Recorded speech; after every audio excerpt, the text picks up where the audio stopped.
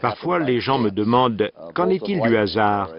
La foudre ou une brique qui tombe d'un immeuble et me casse une jambe? En quoi mon génome a-t-il une influence sur ce type d'événement, médicalement ?» Eh bien, votre génome a une influence sur ce type d'événement. Tout le monde possède un certain facteur de restauration osseuse ou de restauration de ses muscles, une tolérance personnelle à la douleur, et chacune de ces particularités a une composante génétique. Donc, vous comprendrez aisément que lorsqu'un médecin vous prescrit un médicament pour vous soigner à la suite d'un accident, il vaut mieux être sûr de la façon dont votre organisme va réagir à ce traitement, en bien ou en mal, et que si vous disposiez de votre génome entièrement séquencé et compris, ce pourrait être très utile pour votre médecin de connaître ces informations à l'avance.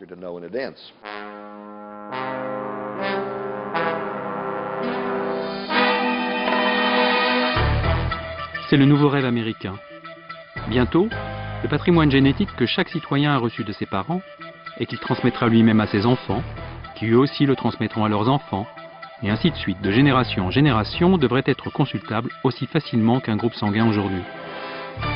Ainsi, chacun connaîtra ses prédispositions génétiques et bénéficiera d'une thérapeutique adaptée à son cas.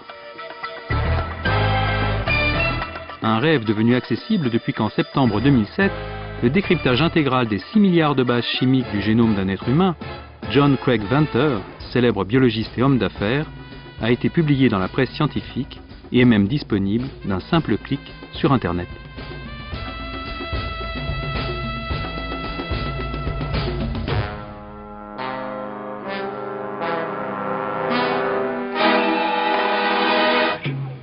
Réalisé en plusieurs années, ce séquençage intégral, qui aurait coûté près de 100 millions de dollars, a été en partie soutenu par la fondation Archon X Prize for Genomics, située à Santa Monica, un quartier de Los Angeles.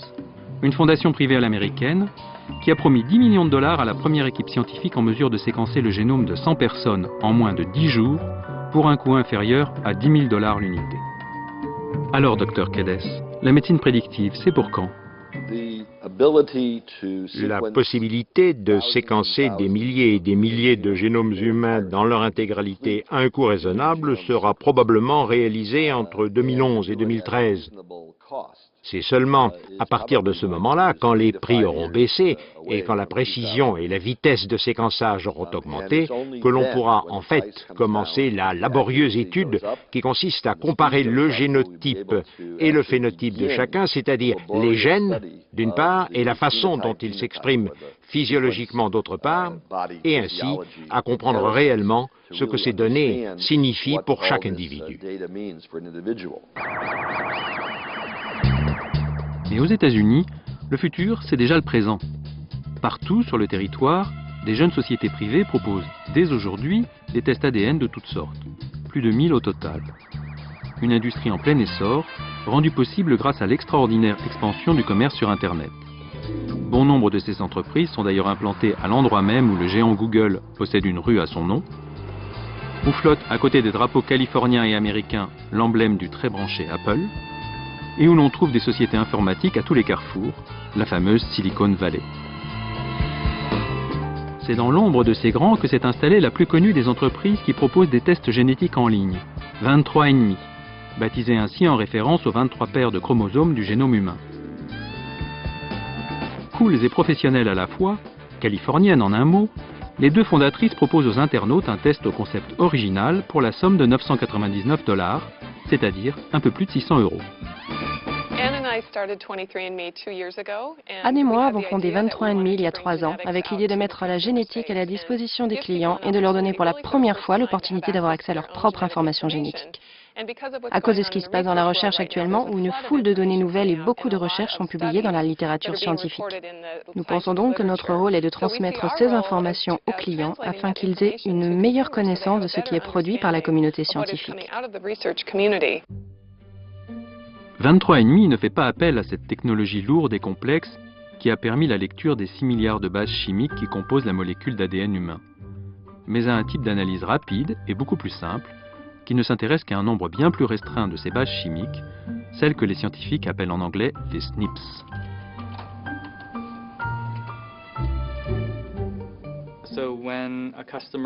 Quand un client s'adresse à 23,5, il doit cracher dans ce tube une petite quantité de salive qui contient des cellules de l'intérieur de la bouche. L'échantillon de salive est envoyé à notre laboratoire où l'on extrait l'ADN des cellules et où l'on examine 500 000 SNPs du génome. Le génome, qui est contenu dans chacune des cellules du corps, c'est bien sûr ce qui code les instructions qui font de nous, vous et moi, ce que nous sommes, bien que ce génome soit pratiquement identique d'une personne à l'autre. Or, les SNPs que nous observons sont connus pour être différents selon les individus. Donc, en observant ces SNPs comme nous le faisons, nous pouvons mettre au jour de nombreuses différences entre différentes personnes.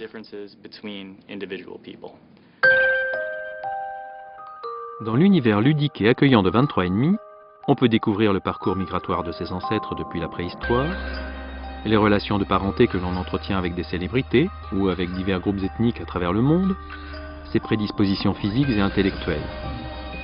On peut aussi partager ses données avec des membres de sa famille ou avec d'autres. En bref, se familiariser en se divertissant avec le monde complexe de son propre génome, tout en évaluant ses risques potentiels d'être un jour victime d'une vingtaine de maladies. Une sorte de couteau suisse du génome que 23,5 a baptisé profil génétique. Nous ne nous concentrons pas uniquement sur les aspects liés à la santé ou aux origines, nous nous intéressons à tout. C'est très amusant. Beaucoup de gens veulent en savoir plus sur leurs origines et la génétique est le meilleur moyen pour les explorer. C'est quelque chose que nous faisons ici. Par exemple, le milliardaire Warren Buffett et le chanteur Jimmy Buffett ont voulu savoir s'ils étaient apparentés. En disposant de votre information génétique, vous pouvez commencer à apprendre à qui vous êtes reliés. Nous pensons que c'est un moyen personnel et nouveau pour les gens de se connecter les uns aux autres et d'en savoir plus sur eux-mêmes. La partie médicale des informations délivrées par 23,5 apparaît toutefois moins récréative. Psoriasis, hyperactivité, tendance maniaco-dépressive, mais aussi infarctus, cancer de la prostate et du sein, 22 maladies en tout, auxquelles une note de 1 à 4 est attribuée selon le degré de fiabilité des recherches en cours. Cependant, la société insiste sur le fait que le test ne saurait être envisagé comme un diagnostic précis pour des maladies précises. Nous ne traitons pas les gens comme des patients. Nous ne savons pas quelle est leur histoire familiale, quel est leur poids ou leur régime alimentaire. Nous ne savons pas grand-chose d'eux. Aussi, comme les estimations que nous offrons sont simplement d'origine génétique, nous insistons toujours sur le fait que la génétique n'est qu'une partie d'eux-mêmes.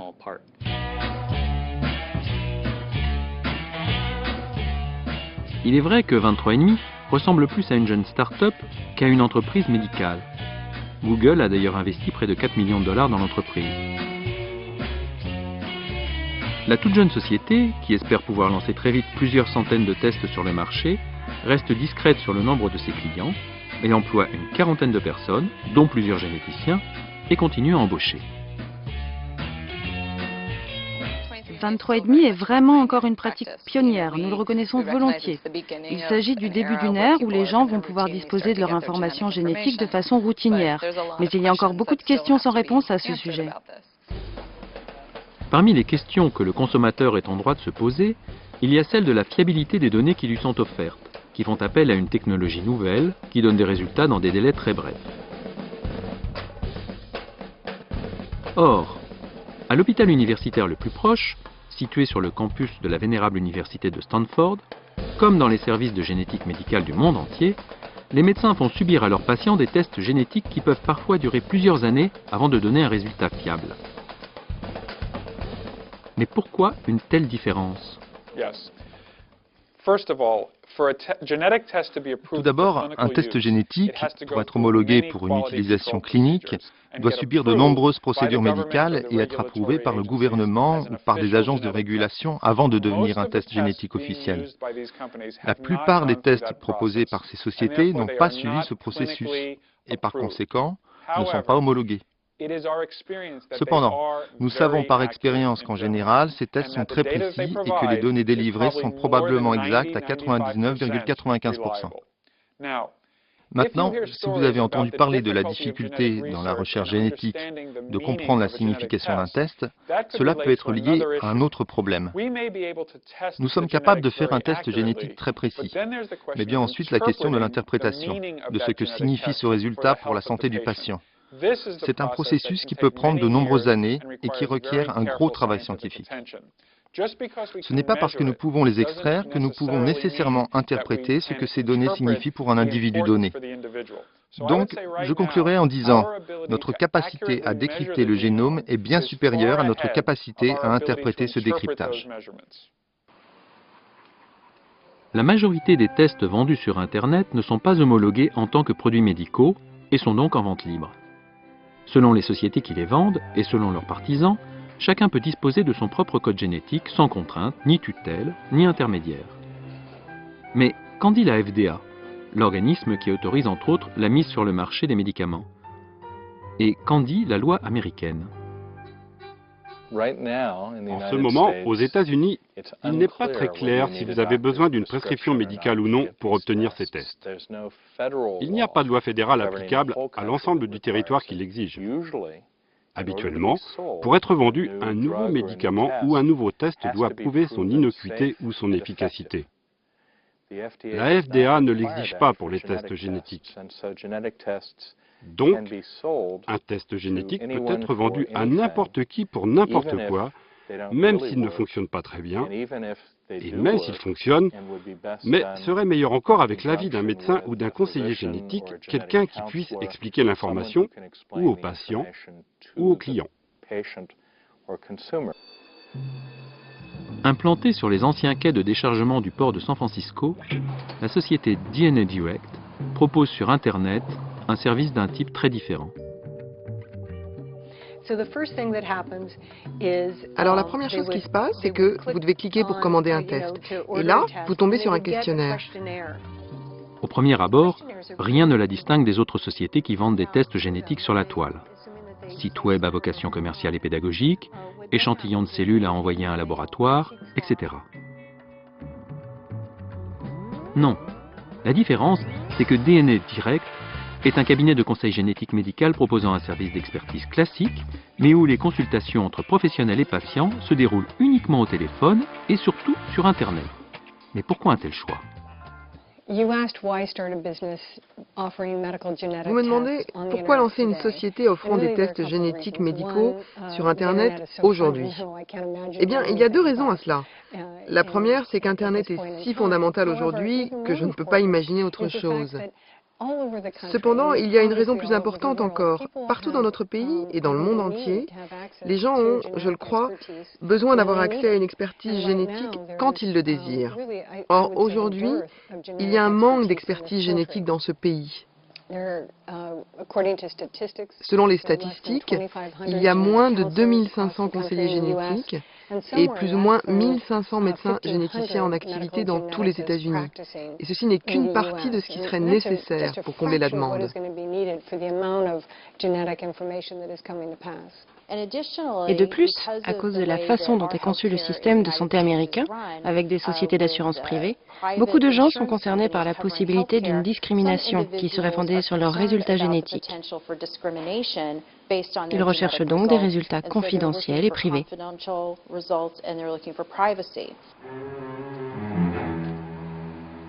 Ce n'est qu'en 2008 que le Congrès américain a voté une loi, baptisée GINA, empêchant les compagnies d'assurance d'ajuster le montant des cotisations de leurs clients sur la base d'informations génétiques. Cependant, beaucoup d'assurés préfèrent continuer à protéger leurs informations.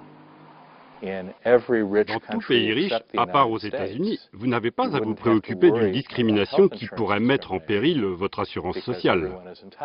Parce que chacun a droit à une assurance sociale. Aux États-Unis, nous devons nous en préoccuper parce que beaucoup de nos concitoyens ne disposent pas d'une couverture sociale. Si nous rejoignions le reste du monde riche et que nous ayons une couverture universelle, alors GINA ne serait pas quelque chose d'important.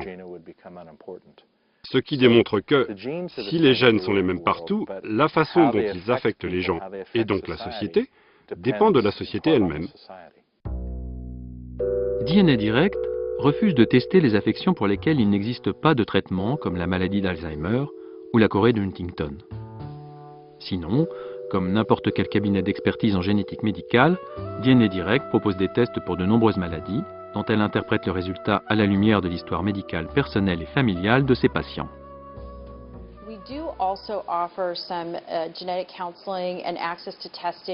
Nous offrons effectivement un conseil génétique et un accès aux tests concernant des prédispositions à certaines maladies, nécessitant des mesures préventives, comme l'analyse génétique du cancer du sein héréditaire.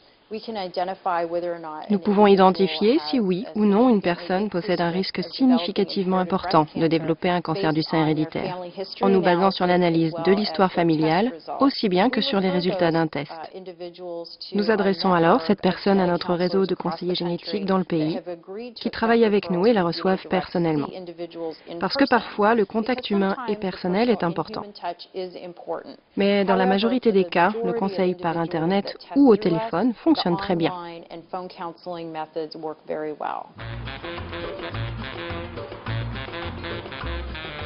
Qu'on le veuille ou non, l'augmentation de la population américaine et le besoin croissant en expertise génétique vont provoquer le développement inéluctable de la télémédecine appliquée à la génétique prédictive. L'école de médecine de l'université d'Irvine, située dans le comté d'Orange à Los Angeles, prodigue un enseignement en conseil génétique, une spécialité inventée aux États-Unis dans les années 70. Ce serait intéressant de vérifier, de voir, étant donné qu'elle était tellement jeune quand elle l'a eu, si son risque était plus élevé que celui-ci. Ici, les enseignants praticiens et leurs étudiants n'utilisent l'ordinateur que pour analyser les données médicales et familiales des patients. Ces mêmes patients qu'ils ont coutume de recevoir plusieurs fois durant de longues séances d'entretien pour être sûrs qu'ils vont prendre une décision en étant bien informés. Alors, l'irruption de la médecine génétique prédictive via Internet, qu'en disent les spécialistes? Les tests génétiques concernant les maladies avec un terrain familial complexe, en l'absence d'un face-à-face avec un conseiller génétique, vont devenir un problème très difficile. Par exemple, le gène qui est impliqué dans la maladie d'Alzheimer confère effectivement un risque accru de contracter la maladie. Le génotype le plus sévère, le plus prédisposant, donne à celui qui le possède 30% de risque supplémentaire de développer un Alzheimer, si cette personne vit assez longtemps.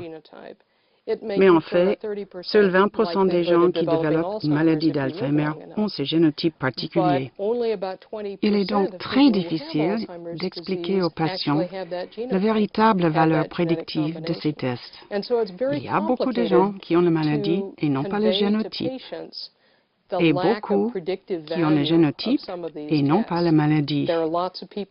Nous ne parlons donc que d'un risque relatif.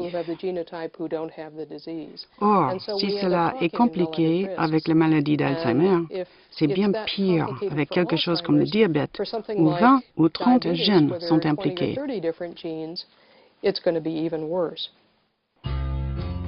Bien que les tests prédictifs médicaux restent des outils difficiles à manier, le commerce en ligne des tests génétiques prolifère, alimenté par l'intérêt du public. C'est que ces tests semblent des indicateurs merveilleux, capables de prédire non seulement si nous serons malades, et quand, mais aussi susceptibles de nous expliquer ce qui a fait de nous une jolie fille, un gros monsieur, un homme brun, ou un homme portant des lunettes, et pourquoi pas même la raison pour laquelle nous sommes devenus vendeurs de ballons plutôt que musiciens des rues, champions de catch, ou encore un homme dans la misère. Mais au fait, est-il si vrai que ce sont nos gènes qui font de nous ce que nous sommes?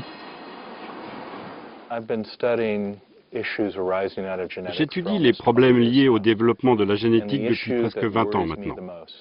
Et ce qui m'inquiète le plus, ce n'est pas vraiment l'aspect scientifique de ces problèmes, mais leur aspect social. J'ai peur que les gens normaux, pas les chercheurs, mais les gens en général, pensent que leurs gènes sont plus importants qu'ils ne le sont réellement, que les gens croient que leurs gènes sont leur destinée.